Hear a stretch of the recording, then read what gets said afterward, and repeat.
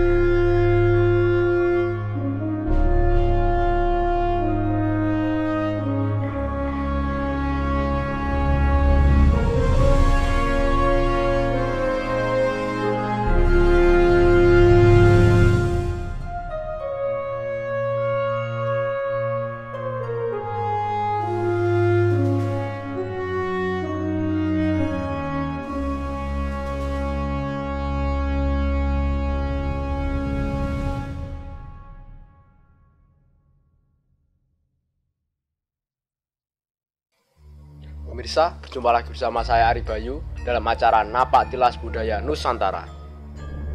Kali ini saya sudah ditemani oleh Bopo Sutrisno. Kita akan membahas tentang kutukan Empu Gandring. Mau tahu ceritanya? Langsung kita tanyakan ke Bopo Sutrisno. Bopo Sutrisno, ini saya ingin tahu Bopo tentang kisah kutukan Empu Gandring yang sangat melekat di rakyat Nusantara ini. Nah, bisakah Bopo ceritakan tentang kutukan tersebut? Siapa nama-nama yang telah tewas di tangan keris Empu Gandring itu, Bopo?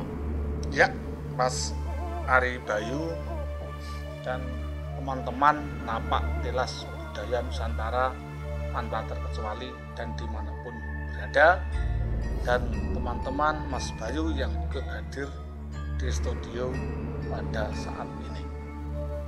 Kisah keris Empu Gandring, ya kan? Apakah benar kutukan itu terjadi dan jadi kenyataan pada dunia nyata? Mas Ari Bayu, Ya. nama keris Empu Gandring itu sebetulnya adalah nama pembuatnya sendiri, karena yang membuat keris itu bernama Empu Gandring, ya toh? Nah, terus kenapa keris kok dibuat? Ya, Kenapa Bopo itu? ya karena tidak lepas dari niat seorang Kenaro yang mempunyai keinginan memiliki pusaka yang ampuh, karena secara pribadi seorang Kenaro mempunyai niat untuk mencari keris yang ampuh, dan oleh sebab itu seorang Kenaro pesan pada seorang Empu Gandring untuk dibuatkan keris yang ampuh tadi. Oleh Empu Gandring setelah dibuatkan, karena mengingat bahannya yang sangat masih berarukan jahat, oleh Empu Gandring minta agar setahun baru bisa diambil. Setahun ya, Pak? Nah, Kenaro menawar, wah jangan setahun lah, terlalu lama. Akhirnya kesepakatan 7 bulan. 7 bulan, jadi 7 bulan. Nah, Kenaro akhirnya bilang sama seorang Empu Gandring, ya nanti akan saya ambil setelah 7 bulan dan saya akan datang kemari. Ya, di saat itu Mas, Ya. di saat menanti di waktu 7 bulan itu, perkembangan di Singosari tentu membuat Kenaro cepat-cepat ingin mempunyai keris tersebut. Lah, apa penyebabnya? Ya, apa? Karena Kenaro tahu, gitu, kalau seorang wanita yang saat itu menjadi istri dari Tunggul Amptung bernama Ken Dedes, barang siapa mengawini seorang Ken Dedes, kelak besok putranya menjadi raja besar di tanah Jawa. Lalu setelah Kenaro serawung atau kenal sama Ken Dedes, mungkin dari Genes terungkap bahwa perkawinannya dengan seorang Aku Tunggal Ametung setengah tidak dikehendaki, namun tidak berdaya oleh keadaan. Akhirnya Ken Arok merasa cepat-cepat ingin berambisi kapan dapat kesempatan membunuh seorang Tunggul Ametung, namun akhirnya dia datang ke hadapan Empu Gandring, ya. Terus diminta oleh Ken Arok dan Empu Gandring memberikan syarat, jangan hari ini belum jadi. Kalaupun nanti keris itu kamu ambil hari ini, bukan membahayakan orang lain saja, melainkan membahayakan kamu sendiri pula, ya. Keris itu minta izin untuk dipegang oleh Ken Arok. Setelah dipegang, ditikamlah keris tersebut ke Empu Gandring yang membuat pusaka itu sendiri. Nah, Empu Gandring ditusukkan, tusuk sama Ken Arok. Nah, mengingat peristiwa itu, mungkin dari seorang Empu Gandring sakit hati, wong sayang buat malah ya, saya yang dibunuh. Nah, akhirnya seorang Empu Gandring memberikan kutukan. Apa, Bu? Ingat Ken Arok, keris belum jadi kamu bawa dan pakai untuk membunuh saya. Bahwa keris yang kau bawa itu akan minta darah 7 nyawa. Kalau ada yang mengatakan 7 turunan itu kurang pas, karena apa? Yang terbunuh kan bukan keluarga, ya. Keluarga, ya. Masuk diantaranya Empu Gandring. Ya. Setelah Empu Gandring yang mati itu Aku Tunggal Ametung. Ya, dan bawahnya nanti akan saya sampaikan sampai nanti Bu Ijo, Teman Bantil, terus sampai itu dilanjut oleh Ken Arok sendiri, Anusapati dan Joyo nanti. Tentunya Ken Arok itu yang membunuh Empu Gandring juga tewas ya, Bapak, ya? Tewas juga. Maka dari itu saya urutkan, ya. Setelah keris dibawa seorang Ken Arok dipakai untuk membunuh seorang pembuatnya sendiri, Ken Arok setengah tidak memperdulikan, tapi juga mengkhawatirkan. Nah, setelah pusaka berada di tangan Ken Arok pakai perhitungan, Mas. Kalau saya langsung bunuh Anusapati, terus nanti bagaimana kalau rakyat Singosari tahu? Akhirnya oleh Ken Arok ketemulah dengan Punggowo dari Singosari yang bernama Bu Ijo. Nah, Bu Ijo kebetulan dia adalah koleksi keris, Mas. Nah, dia itu rela menukar apa aja hartanya, termasuk yang dia miliki, bayaran gajinya dari abdi di Singosari diberikan sama Ken Arok, dan Ken Arok tidak pernah menjualnya. Akhirnya kesepakatan, sudahlah saya pinjam saja 1 tahun, tapi tolong ya Ken Arok jangan katakan pada siapapun kalau keris itu punyamu, tapi punya saya. Nah, di saat keris di tangan Kebu Ijo itu, kemanapun dia bawa, bahkan tidak pernah lepas dari pinggangnya seorang Kebu Ijo. Bahkan rakyat Singosari tahu kalau seorang Kebu Ijo mempunyai keris yang ampuh. Saat pernah dalam acara tertentu di Singosari, Kebu Ijo memamerkan keris itu tentang keampuhannya. Nah, mungkin kebodohan seorang Kebu Ijo, setiap rakyat menanyai tentang keris itu, dengan lantang dia mengakui itu kerisnya. Terus dengan lantang pula, misalnya Mas Bayu tanya, maaf Kebu Ijo, apa keris itu bisa terbang? Bisa terbang. Nah, itulah pendapat si Kebu Ijo. Terus apa keris itu misalnya kamu tuh punya musuh, apa bisa kamu suruh untuk membunuh musuh kamu? Iya. Nah, tidak sadar kalau kata-katanya itu Ken Arok juga melihat Kebu Ijo memamerkan pusaka tersebut. Akhirnya tibalah saatnya, saat yang tepat menurut Ken Arok, keris yang dibawa oleh Kebu Ijo yang sedang tertidur, diambillah keris itu dan digunakan untuk menikam Tunggul Ametung. Nah, matilah seorang Tunggul Ametung, geger, Mas. Singosari, aku meninggal dunia, dan ternyata ada prajurit yang mengetahui, dalam arti gerak-gerik ada pencuri yang masuk di kalangan istana, namun tidak diketahui siapa dia. Bayangan istilahnya.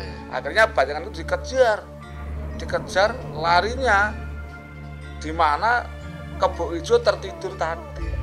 Lah, oleh keris itu yang masih berlumuran darah diletakkanlah ke tangan atau sekitar Kebu Ijo. Akhirnya Kebu Ijo ditangkap, menjadi tersangka utama atas tewasnya seorang si Tunggul Ametung. Lalu oleh Kenarok karena kebetulan menjadi prajurit di Singosari menghukum atas perintah Punggawanegara karena tewasnya seorang Tunggul Ametung dari tangan Kebo Ijo. Berarti malah jadi tersangka ya? Jadi tersangka. Terus Kenarok mengingat ini misinya hampir berhasil dan orang-orang yang terlibat ikut dibunuh pula, di antaranya adalah Demang Bandil yang mengetahui niat Kenarok takutnya nih membuka rahasia. Sebentar Pak, Demang Bandil itu siapa ya? Ya termasuk abdi dalam atau mungkin orang terdekat sama Kenarok, takut rahasianya diketahui banyak orang, sedangkan yang tahu peristiwa itu adalah Demang Bandil dibunuh pula oleh Kenarok. Nah, jadi maaf Bapak, sebelum melanjutkan silahkan diminum dulu. Oh iya, Mas Ari, makasih. Ini tentu saja teman-teman penasaran dengan kisah Bapak selanjutnya, tapi sebelumnya kita minum kopi dulu. Oke Mas Ari. Silakan Bapak. Ya.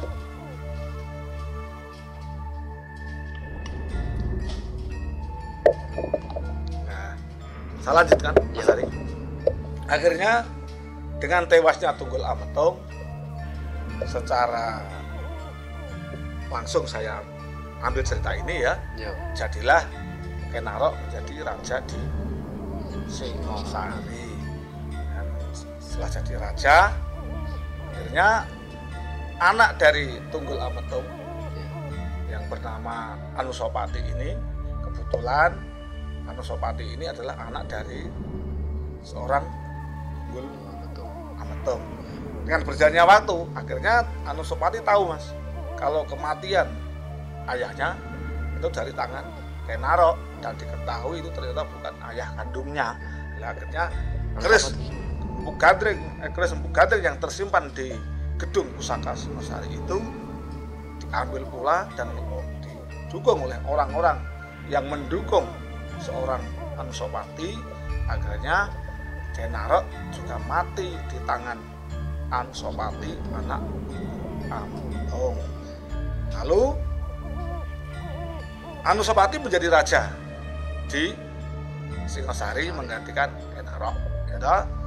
Setelah Anusapati menjadi raja, Kenarok mempunyai anak yang bernama Tohjoyo. Oleh Prabu Anusapati dirawatlah seorang Tohjoyo agar menganggap secara pribadi bukan musuh, bukan dendam. Jangan sampai ada dendam di antara Prabu Anusapati dan turun Kenarok, gitu. Dan Ken Dedes diminta untuk tidak menceritakan tentang kisah kematian seorang Kenarok pada Tohjoyo yang masih kecil. Namun mungkin sudah kodrat ya Mas Ari Bayu ya. Ternyata Tohjoyo mendengar berita desas-desus dari orang-orang sekitar lingkungan Singosari, mengetahui kalau tewasnya seorang Kenarok raja Singosari tidak lain tidak bukan adalah ayahandanya mati di tangan seorang Prabu Anusapati. Akhirnya nangislah seorang Tohjoyo. Apakah benar kematian orang tua saya Kenarok itu dari tangan Anusapati? Sedangkan yang saya ketahui, Anusapati begitu baik merawat saya. Bahkan setahu saya Anusapati adalah kakak kandung saya. Akhirnya Tohjoyo mendesak orang tuanya untuk mengetahui ya toh, karena kebetulan Kenarok setelah mempunyai istri Ken Dedes, punya anak Prabu Anusapati tadi, kan Kenarok punya istri lagi yang bernama Ken Umang. Ya toh, Ken Umang tah murni anak Kenarok. Ken Umang lah murni ibu dari Tohjoyo, ayah dari Kenarok. Kalau Anusapati anak dari Tunggul Ametung, kandungannya oleh Ken Dedes. Ken Dedes dengan Kenarok punya anak satu bernama Maisa Wong Ateleng. Maisa Wong Ateleng. Nah, itu anak Kenarok dari Ken Dedes. Nah, ibu dari Tohjoyo yang bernama Ken Umang tadi atas permintaan walaupun ditutup-tutupi tetap memaksa untuk diceritakan. Akhirnya seorang Kenomang menceritakan apa adanya tentang tewasnya ayahanda dari Tohjoyo dan dijelaskan kematiannya di tangan Prabu Anusapati. Namun seorang Kenomang tetap melarang Tohjoyo balas dendam.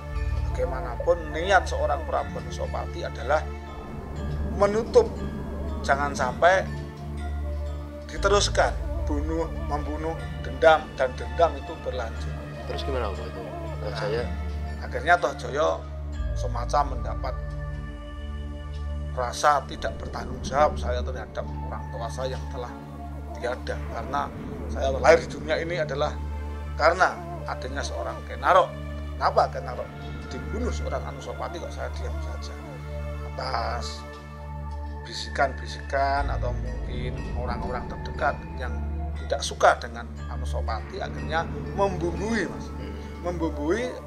agar Tohjoyo itu berani sama seorang Anusapati. Lalu tibalah saat yang ditunggu-tunggu oleh Tohjoyo, karena Prabu Anusapati mempunyai kegemaran adu jago. Nah, adu jago itu digunakan celah dari seorang Tohjoyo, dan Tohjoyo juga mencari ayam, semacam ayam aduan, di mana ayam itu akan diadu dengan ayam aduan Prabu Anusapati. Nah, ketika ayam itu diadu, mungkin dengan taruhan lah, tapi taruhannya bukan uang, karena bagaimanapun mereka sudah banyak harta kan, namanya sudah terah kerajaan. Mungkin dari sisi mereka itu jadi hiburan tersendiri, karmane itu hiburan spesialis orang Prabu Anusapati itu adu ayam. Nah, setelah ayam diadu, banyak yang nonton Mas di alun-alun Singosari. Setelah ayam diadu, ternyata ayam dari ayam dari Tohjoyo kalah. Karena apa? Ayam Prabu Anusapati sudah pilihan, tidak pernah kalah. Udah bagus ya? Udah bagus. Nah, setelah ayam itu kalah, akhirnya menjadi perselisihan. Nah, di saat perselisihan, jadi pertengkaran itu oleh seorang Tohjoyo berpendapat, apa? Kamas Prabu Anusapati, boleh ayam saya kalah dengan ayam Kamas Prabu Anusapati. Sekarang yang diadu jangan ayam, tapi kita. Loh, jangan Dimas, ngapain? Saya seorang raja, adik adalah saudara saya. Masa kita ini kan saudara kandung, masa kita ini mau bertarung? Kang Mas Tohjoyo, Kang Mas Anusapati, mohon maaf kalau Kang Mas mengatakan saya ada saudara, tapi di mata saya, apa kamu lupa kalau ayah saya mati kamu yang bunuh? Seketika itu Prabu Anusapati ingat, oh ternyata aduan ayam ini adalah untuk rekayasa.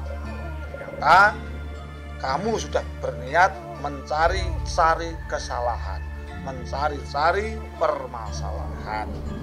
Akhirnya di hadapan orang-orang yang ikut aduan ayam itu, seorang Anusapati mengakui, iya saya akui, memang orang tuamu mati di tangan saya, tapi jangan salahkan saya, karena orang tuamu juga bunuh orang tua saya.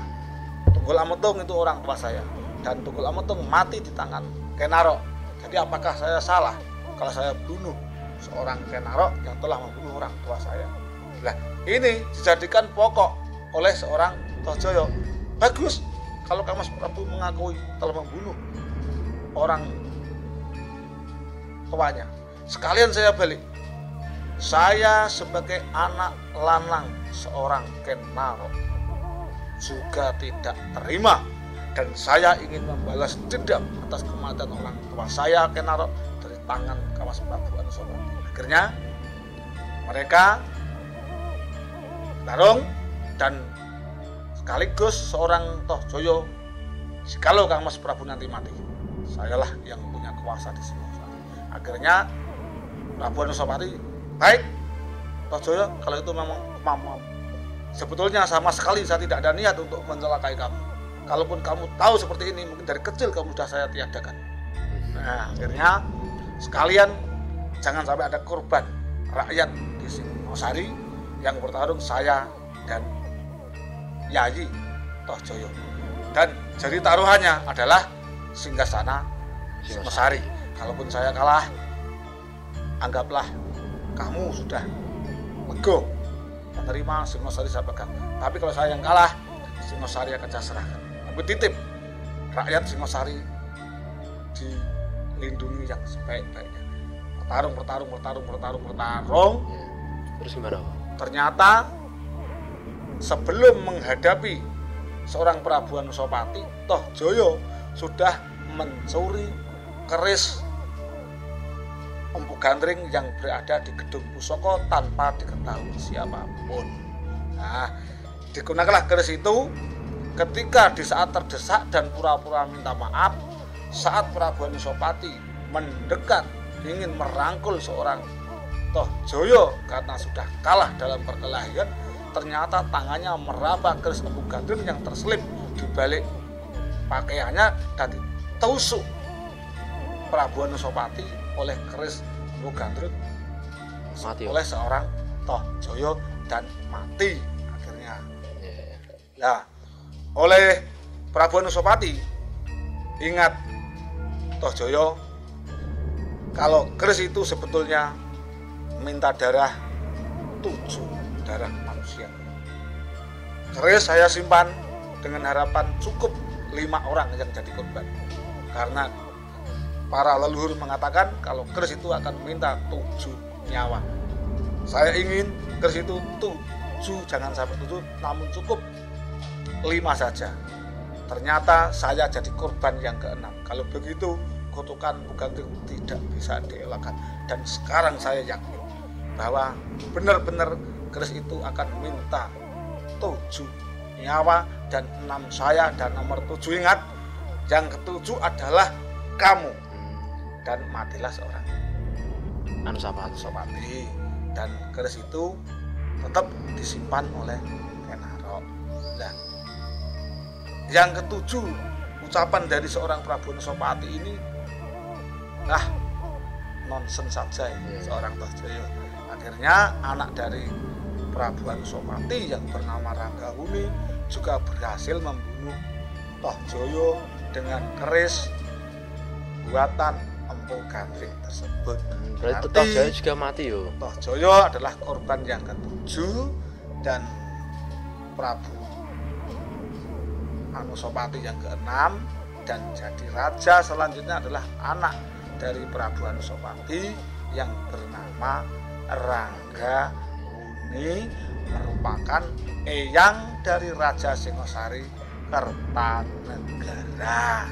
Demikian tadi Mas Aribayu kisah kutukan Empu Gandring. Kalaupun ada kesalahan dalam pengurutan nama mohon dimaklumi, namun itulah nama-nama yang tewas oleh keris Empu Gandring karena kutukannya tadi benar-benar terjadi karena pembuatnya saja mati oleh keris tersebut.